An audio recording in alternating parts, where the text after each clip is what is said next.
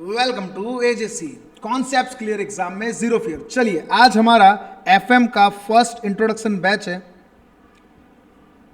ये इंट्रोडक्शन है इसलिए हम लोग आप लोगों को एफएम के बारे में थोड़ा नॉलेज देंगे। ठीक है, सारी चीज़ें बताएंगे। एफएम आप किन चैप्टर में स्कोर कर सकते हो, एफएम क्या होता है, क्यों होता है, सारी चीज़ें इस लेक्चर के अंदर अपन लोग कवर करने वाले हैं। बने रहिएगा इस लेक्चर के अंदर अंत तक। वेल, मेरा नाम है Aditya Jhawar and I am the founder of AJC. FM introduction. सबसे पहले एफएम होता क्या है। नाम है इसका बेटा फाइनेंशियल मैनेजमेंट। नाम है इसका फाइनेंशियल मैनेजमेंट, एमजीटी। तो सर फाइनेंशियल मैनेजमेंट क्या होता है, चलो समझाते हैं। पहले मेरे को एक चीज सबसे पहले बताओ, पैसा अपन ज़्यादा कमाते हैं या जो मजदूर होता है, अपन मतलब नॉर्मल मिडिल क्लास लोग ज़्यादा कमाते हैं सैलरी वाइज, या फिर जो मजदूर सड़क पे होता है वो अपने से ज़्यादा कमाता है?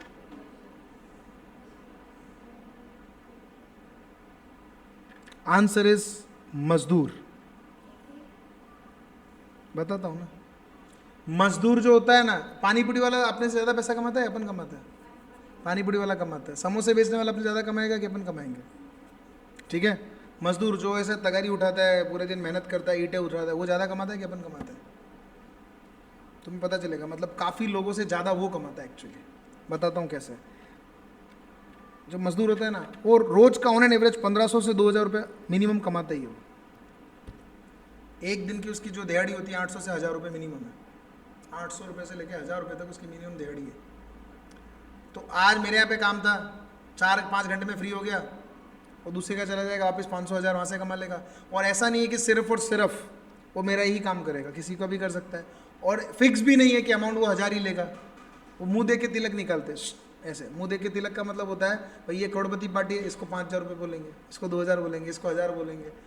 ऑन एन एवरेज वो 1500 से 2000 1500 रुपये कमाता ही है। 1500 रुपये बोले तो महीने का 45,000 रुपये होता है मजदूर। हाँ, ये जरूर है वो फिजिकल मेहनत करता है और अपन मेंटल मेहनत करते हैं। वो फिजिकल करता है, मैं मेंटल हूँ। आज मैं क्या कर रहा हूँ, मैं मेहनत उतनी की उतनी कर रहा हूँ। सुबह 8 से लेकर रात को 10 बजे तक फुल डे मेहनत, बस मेंटल मेहनत है। 45,000 रुपये वो 50,000 ऑन एन एवरेज कमाता है। अब कहाँ पे फ़र्क है, ठीक है मैं बताता हूँ। क्या मजदूर का तुमने कभी ऐसा देखा कि भाई इसके पास तो एकदम लग्जरी गाड़ी है या इसके पास घर है बहुत आलीशान, ऐसा कुछ देखा कभी? कमाता तो है सर। फिर आपको बताऊँ, ये खुद भी कमाता है, इसकी वाइफ भी कमाती है, इसके बच्चे भी कमाते हैं। ऑन एन एवरेज एक मजदूर जो नॉर्मल होते हैं ना, उनके घरों में 1 लाख से 1.5 लाख रुपए की इनकम आती है। तो सर जाता कहाँ इतना पैसा फिर? अब बताता हूँ। इनका सबसे बड़ा दिक्कत एक ही है, ये जो कमाते हैं ये उड़ा देते हैं। वो फाइनेंस को मैनेज नहीं करते। फाइनेंस को मैनेज करना एक बहुत बड़ा आर्ट है, हर कोई नहीं कर सकता। फाइनेंशियल मैनेजमेंट भाई साहब ये जो क्या करता है पता है? तुम रेस्टोरेंट में जाना, कभी चेक करना, मजदूर तुमसे अच्छा खाना खा रहा है।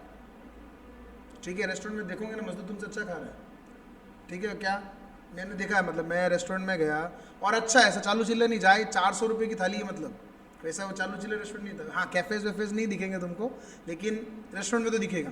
आता है 400 रुपये की थाली, और सबसे मजे की बात, उसको खाना नहीं पाया, वो छोड़ के चला गया। मैं देख रहा हूँ, मैंने कहा खाना नहीं पाया, छोड़ के चला, 400 की थाली छोड़ के चला गया, पैसे दे दिए। और अपन क्या होता है, खाना नहीं भी भा रहा है, बेकार है, तो भी खाते हैं भाई, क्योंकि रुपये लगे 400। वो दूसरे का जाके बाजू में खा के आ जाएगा।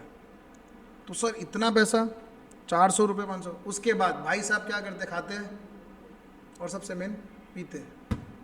रोज का रोज उनको बाटली चाहिए ही चाहिए। ठीक है, डेली उनको बाटली चाहिए। रात को मस्त लगाएंगे और सो जाएंगे। ये पूरा आज का पैसा आज ही खर्च कर डालते हैं, चाहे कैसे भी करें। आज का पैसा आज खर्च, क्योंकि ये बोलते हैं कि कल का कल देखेंगे, कल नया आदमी मिलेगा उसको बनाएंगे। आज का आज ही खर्च, कल किसने देखा है? ये पूरा का पूरा पैसा आज के आज उड़ा देते हैं। ठीक है, तो 1500 कमाओ, 2000 हो, पूरा उड़ा देंगे आज के आज। शाम को अच्छा खाएंगे, सुबह अच्छा खाएंगे, बीड़ी फूकेंगे, ये सब करेंगे बस। They don't have any goal in their life, they don't have any kind of mind set. ठीक है, so they are not managing the finance, that is the main part. वहीं एक दूसरा व्यक्ति बताता हूँ जो 30,000 रुपीज़ पर मंथ सैलरी कमाता है, लेट से 30,000 रुपये महीने की। वो 30,000 में से लेट से 20 से 22,000 का खर्चा करेगा, 10,000 रुपये फॉर एग्जाम्पल सेव करेगा, ठीक है, 8,000 सेव करेगा, जो भी जितनी उसकी कैपेसिटी उतना सेव करेगा, अपने बच्चों को स्कूलों में भेजेगा। ये अपने बच्चों को स्कूल में भेज रहे नहीं भेज रहे कोई कंफर्म नहीं है, ये भाई अपने बच्चों को स्कूलों में भी पढ़ाएगा। 10,000 है। अब फॉर एग्जाम्पल के तौर पे छोटा मोटा मकान 1 रूम किचन का है, 1 BHK का छोटी जगह पे मकान ले लेगा 10-12 लाख 15 लाख का, ठीक है, EMI आएगी 10-1,000 की, तो भर देगा जैसे तैसे। थोड़े समय बाद 7-8 साल 10 साल में वो लोन क्लियर हो गया। अब उसके बाद वो मकान 10 लाख वाला जो मकान था वो 20-22 लाख का हो चुका होगा, 23 लाख का, 25 लाख का हो चुका होगा, उसको बेचेगा, नया मकान ले लेगा। तब तक ये छोटी मोटी गाड़ी, अल्टो जैसी छोटी मोटी गाड़ी 4-5 हज़ार 6,000 किस्त वाली ले लेगा। तो इसके पास कार भी आ गई, नहीं तो चलो कार तेल लेने की, मैं तो कहूँ 2 व्हीलर तो आ ही जाएगी, 2-2.5 हज़ार महीने की किस्त में वो 2 व्हीलर भी ले लेगा। घर में फ्रिज भी आ जाएगा, AC भी आ जाएगा, वॉशिंग मशीन, सब कुछ आ जाएगा धीरे धीरे करके। आप नोट कर लेना, सब कुछ बसा लेता है वो धीरे धीरे, एक नॉर्मल मिडिल क्लास व्यक्ति। उसका रीज़न पता है क्या है? उसने फाइनेंस को मैनेज किया था। और ऐसा तो नहीं है जिंदगी भर 30,000 भी रहेगा, 30 का 32 होगा, 35 होगा, 40 होगा, धीरे धीरे बढ़ेगा। धीरे धीरे फाइनेंस को मैनेज करना सीख जाता है, सेविंग्स करता है।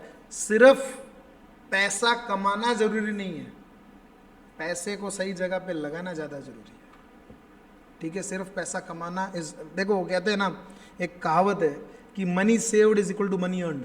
जो आपने पैसा बचाया वही एक्चुअली आपकी असली पूंजी है, वही आपकी ताकत है।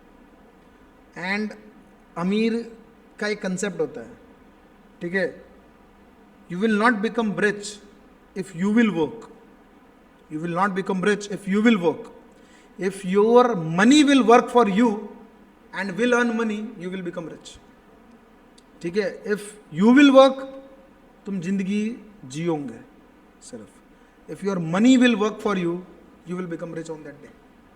मतलब पैसे पे पैसा जिस दिन बनना शुरू हो जाएगा उस दिन तुम अमीर बनने की राह पर हो भाई। इसे ही मैनेजमेंट कहते हैं। इसने घर खरीदा, वो घर बड़ा हो गया, वैल्यू बढ़ गई उसकी।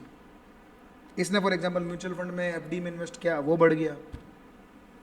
ये भाई साहब कमा रहे हैं मजदूर, लेकिन कहीं लगा ही नहीं रहे, उड़ा देते हैं।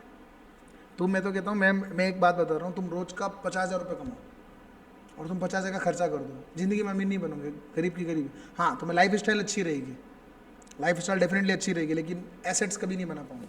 आप 50 कमाओ, 50 रोज की उड़ा दो, उड़ा सकते हो, कोई ऐसा नहीं उड़ा सर, उड़ाना इतने कितने उड़ाएंगे, उड़ा सकते हो, जितना चाहो उड़ा सकते हो। बस वही वाली बात है भाई, ऐसा नहीं है कि ये कभी भी अमीर नहीं बन पाएंगे, मेरा ऐसा कहना नहीं है। आप ये समझो कि भाई अराउंड अगर अपन देखें ना कि 10,000 अगर कोई ऐसे लोग हैं तो उनमें से 10,000 में से कोई एक ही शायद आगे जाके रिच बन पाएगा, वो भी अपने माइंडसेट से रिच बनेगा। इसका माइंडसेट डिफरेंट था इसलिए बनेगा, ठीक है। तो ये पार्ट है फाइनेंशियल मैनेजमेंट का, ये पार्ट है फाइनेंशियल मैनेजमेंट का। अब मैं आपको कुछ और बताता हूँ कि फाइनेंशियल मैनेजमेंट क्यों जरूरी है। आओ दिखाता हूँ।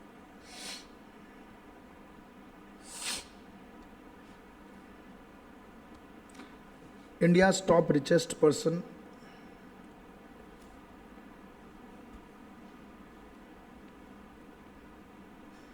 नंबर 1 पे कौन है? मुकेश अंबानी, रिलायंस इंडस्ट्रीज के मालिक है ना।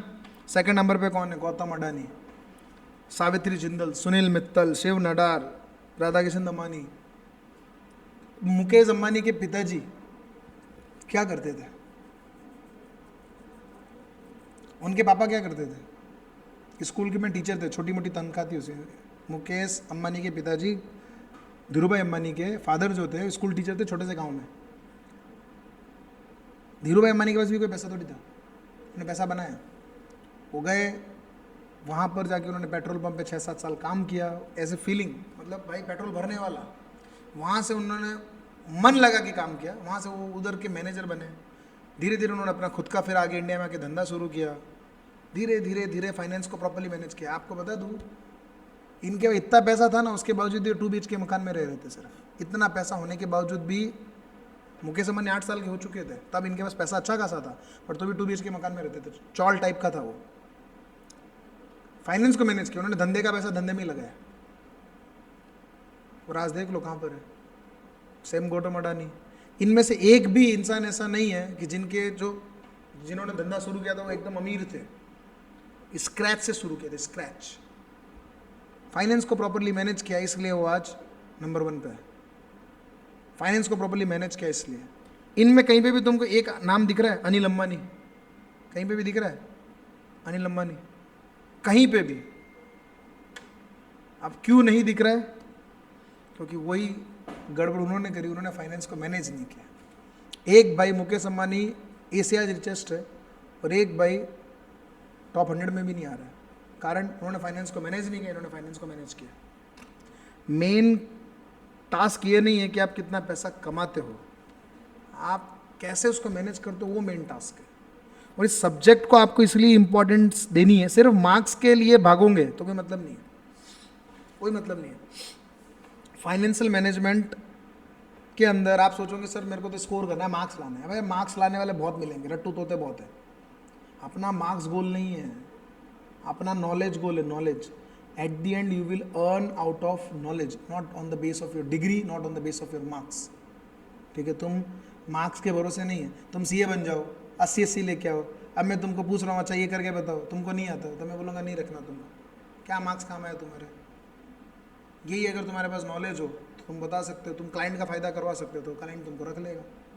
मेन है नॉलेज। तो फाइनेंशियल मैनेजमेंट को, सब्जेक्ट को सिर्फ एज ए थियोरेटिकल तौर पे मत पढ़ना, प्रैक्टिकल तौर पे समझना कि क्या। और आई विल मेक श्योर कि मैं तुमको एक एक चीज़ को प्रैक्टिकल तौर पे बताऊंगा, जैसे अभी दिखाता हूँ। ठीक है, अब हालांकि मैं चाहूँ तो नहीं बताऊँ, मेरी इच्छा है, लेकिन मैं बता देता हूँ कि भाई आपको, ताकि समझ आए कि ये एफएम में क्यों ज़रूरी है। देखो, मनी कंट्रोल, भैया शेयर मार्केट अगर पसंद है, पूरा फाइनेंस इधर से ही आता है। ठीक है, अब मान लो फॉर एग्जांपल के तौर पे अपन कोई भी कंपनी लेते हैं, किस कंपनी पर उनको इन्वेस्ट करना है, नहीं करना है, सब कुछ समझ आ जाता है। ओला इलेक्ट्रिक लेते हैं, ठीक है, अपन को समझ आएगा इसमें इन्वेस्ट करने जैसा है कि नहीं है। ठीक है, एग्जाम्पल है, 40 रुपये का शेयर है, छोटा सा। ठीक है, मार्केट कैप सिर्फ 18,000 करोड़ की है। मार्केट कैप मतलब टोटल मार्केट कैपिटलाइजेशन, मार्केट, इसका वैल्यू इन शॉर्ट 18,000 करोड़ का है। ठीक है, इसका 52 वीक हाई कितने पे था? 71 पे था। 52 वीक लो 22 पे है। ठीक है, बहुत सारे हैं, 20 day average, dividend yield, sector P, price book value, बहुत सारे, ये सारे टर्म्स आपको फाइनेंस में सिखाए जाते हैं बुक इस तौर पे। प्रैक्टिकल नॉलेज कैसे अप्लाई करना है वो सिखाया ही नहीं जाता है। तो प्रैक्टिकल कुछ ही टीचर होते हैं जो बताते हैं बेचारे, पूरा एक एक लिंक कर करके, देख यहाँ से इसका ये ज्ञान आया, यहाँ से ऐसा होता है। ठीक है, आप इस एनालिसिस से पता कर सकते हो इस कंपनी में इन्वेस्ट करने जैसा है कि नहीं है। ठीक है, इस एनालिसिस से सिर्फ ये चार्ट होते हैं, इसमें कैंडलस्टिक चार्ट होता है, अलग अलग पैटर्न्स होते हैं। ठीक है, कैंडल के टाइप्स होते हैं। That is not our part, अभी फिलहाल नहीं है, वो देखेंगे फाइनल में। अभी मैं आपको दिखाता हूँ इसके फंडामेंटल्स को, एक बार चेक करते हैं। देखो, ये कंपनी का रेवेन्यू जो है वो कैसे जा रहा है, 373 करोड़ पे था, फिर 2600, फिर 5000, फिर 4500, फिर 2200। What do you think, future में ये कंपनी के अंदर इन्वेस्ट करने जैसा है? सिर्फ चार्ट से क्या लग रहा है सर, ये बढ़ा फिर घटा, अब आगे का कोई भरोसा नहीं है। एक होता है इंक्रीजिंग ट्रेंड, ठीक है, एक होता है इंक्रीजिंग ट्रेंड। अब मैं साइड बाय साइड तुमको, मान लो अब मैंने कोई भी ऐसे रैंडम कोई भी कंपनी उठा ली, ठीक है, अभी मैं मान लो मैं सोच के उठाता हूँ इस बार company, let's say for example अपन, अरे अपन ने मनी कंट्रोल उठाया। अब यहाँ पे अपन लेते हैं रिलायंस इंडस्ट्रीज। ठीक है, लेट्स स्टार्ट रिलायंस। ठीक है, रिलायंस का ऑलमोस्ट 1300 रुपये के आसपास शेयर है। इसका कैप कितना है पता है? Market cap value 17,55,846 crore. भाई 200-300 करोड़ तो देखो ऐसे झटके में कम जाती है। देखो 846 का 711 करोड़ हो गया, एक सेकंड में 150 करोड़ ऊपर नीचे। ठीक है, पूरे दिन भर वापस 846 करोड़, पूरे दिन भर में 200, 300, 400 करोड़ तो ऐसे ऊपर नीचे ही होते हैं इनके वैल्यू वाइज। ठीक है, अब आपको दिखाता हूँ कि रिलायंस में इन्वेस्ट करने जैसा है नहीं है। कंसिस्टेंट ग्रोथ है इसका, देख लो आप। 6 लाख मतलब मोटा मोटी 7 लाख करोड़ पे था, फिर 8,77,000 करोड़, फिर 9 लाख करोड़, फिर 9,64,000 करोड़, फिर 10,57,000 करोड़ का सेल्स है इसका। हर साल ये बढ़ रहा है, घट नहीं रहा है। ठीक है, अब आते हैं इसके नेट प्रॉफिट पे।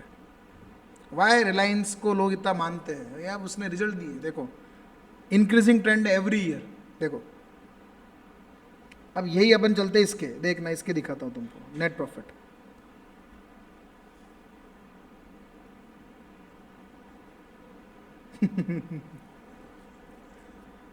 Should you invest? नाम बहुत है, ओला ओला ओला। अगर तुमको फाइनेंशियल मैनेजमेंट का नॉलेज ही नहीं है, तुमने अरे ઓલામાં તો અત્યારે નકાય ભાઈ, ઓલામાં તો બહુ એમ છે હે, ચાલો નાખી દો 1 લાખ रुपया, डूब जाएगा। प्रॉब्लम इज व्हाट, लोगों के पास पैसा है लेकिन कहाँ लगाना है वो नहीं पता है, तो लोग उनको बोलते हैं कि ये लगा दो तो लगा देते हैं, कोई स्टडी नहीं कुछ नहीं। भाई साहब ये कंपनी का सिर्फ नेट प्रॉफिट कितना है? नेट प्रॉफिट तो है ही नहीं, नेट लॉस है, कंटिन्यूस नेट लॉस 700। भाई तुम मेरी बात को समझ, देख देख देख 373 करोड़ का सेल्स है, लॉस देखना 784 करोड़ का लॉस है। सेल्स 373 करोड़ का है और लॉस 784 करोड़ का है। मतलब वो एक डायलॉग नहीं है, 35 लाख का तो हमारा इन्वेस्टमेंट है तो 36 लाख का घाटा कैसे हुआ? तो वो वाला सीन हो गया। देख लो 2276 करोड़ का लॉस, ठीक है। इसके सारे रेशियोज अगर आप चेक करने जाओगे तो मोटा मोटी एडवर्स ही आने वाले हैं। ये देखो सब माइनस माइनस माइनस, डिविडेंड तो दिया ही नहीं भाई, डिविडेंड तो दिया ही नहीं। प्रोमोटर की होल्डिंग डे बाय डे घटती जा रही है। तो ये सारे पॉइंट्स है जिससे पता चलता है इस कंपनी में इन्वेस्ट करना है कि नहीं करना है। पता था आपको आज तक?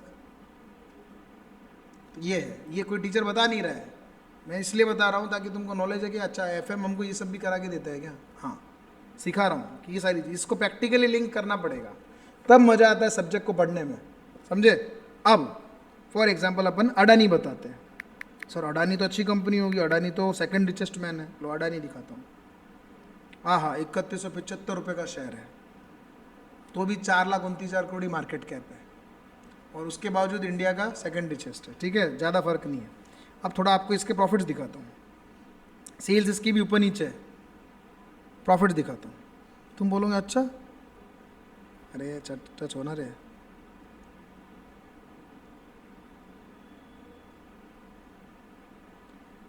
$475 करोड़ का प्रॉफिट था, अगले साल सीधा 2200 करोड़ का हो गया। कुछ लोचा नहीं लग रहा है? गड़बड़ नहीं लग रही है कि एक साल में सीधा 500% ग्रोथ नेट प्रॉफिट में? अगर अपन चेक करें तो ग्रोथ कितनी होती है? 5%, 10%, 15% ग्रोथ होता है एवरेज प्रॉफिट में। सीधा 5 गुना हो जाते प्रॉफिट एक ही साल में। उसके बाद सीधा इतना धाड़, उसके बाद सीधा डबल। आप खुद अक्कल लगाओ थोड़ा सा कि इज इट पॉसिबल। तो यहाँ से थोड़ा नॉलेज मिलता है। अच्छा, जो कंपनी 475 करोड़ कमा रही है, रिलायंस के नेट प्रॉफिट थे करीबन 90,000 करोड़ रुपए, still they are at the top 1, and इसके प्रॉफिट है सिर्फ 96। हालांकि और भी सिस्टर कंसर्न्स, ये सब बहुत सारी कंपनीज है, सब जोड़ भी लोगे ना तो भी इसके मुकाबले नहीं पहुंच पाएगी, तो भी इसके मुकाबले नहीं पहुंच रहा। तो ये सिर्फ और सिर्फ एक बबल है, बबल जो उड़ रहा है अभी मार्केट में, डाउन आ सकता है। तो अडानी के अंदर अभी फिलहाल इन्वेस्ट करने जैसा नहीं है। ये अपन के एक जनरल टेंडेंसी पता चला। वी हैव मेनी स्टॉक्स ना, I am not against Adani, we have many other stocks. तो ये कहाँ से पता चला, कैसे पता चला? ये पता चला अपन को एफएम के नॉलेज से, ठीक है। क्योंकि आपको एफएम 3 डिसीजन सिखाता है। एफएम के अंदर सबसे पहला डिसीजन पैसा आएगा कहाँ से, लाना कहाँ से, तो उसे कहते हैं financing decision. The first decisioning financing decision. Second decision है जिसका नाम है इन्वेस्टिंग डिसीजन। अबे पैसा आएगा कहाँ से? इक्विटी से, प्रेफरेंस से, डिबेंचर से, बॉन्ड से, ठीक है, call money, put money, bank से, कहाँ से लाना है? कितने रेट ऑफ इंटरेस्ट पे लाना है? पूरा का पूरा इक्विटी से क्यों नहीं उठाना है? पूरा का पूरा प्रेफरेंस से क्यों नहीं उठाना है? डिबेंचर्स का कितना रखना है? रेशियो कितना रखना है? ये अक्ल लगती है इसमें। तो ये फाइनेंशियल पैसा आएगा कहाँ से? अबे आ तो गया, चलो आ गया, लगाए कहाँ पर? तो लो जो लगाए है उसे कहते हैं इन्वेस्टिंग, कि कहाँ लगाऊँ, डाइवर्सिफाई करूँ, नया बिजनेस खड़ा करूँ, क्या करूँ, तो उसे कहते हैं इन्वेस्टिंग डिसीजन। मजेदार है। अब उसके बाद क्या आता है? नाउ द थर्ड इज, जिसका नाम है डिविडेंड डिसीजन।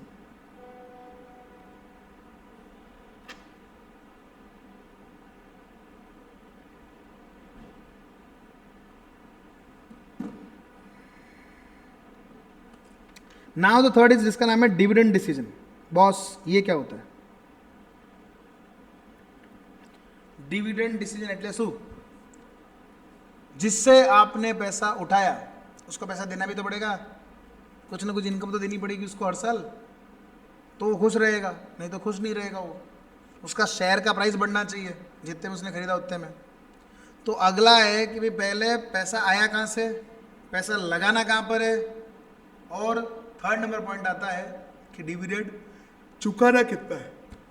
अच्छा, चुकाना है कि नहीं है। ओला में डिविडेंड नहीं था, क्यों नहीं था?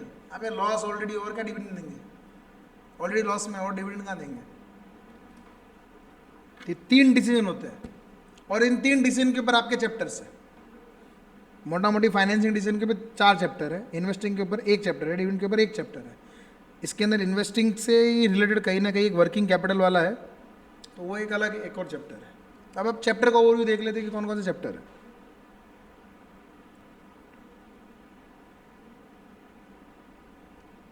ये तो मैंने बेस बताया भाई, 100 अदर चीज़ें होती है जिससे आप लोग चेक करते हैं कि भैया लगाना है नहीं लगाना है पैसा। ठीक है, अपन जाते हैं अब किसके ऊपर, ICI की मॉड्यूल चेक करते हैं।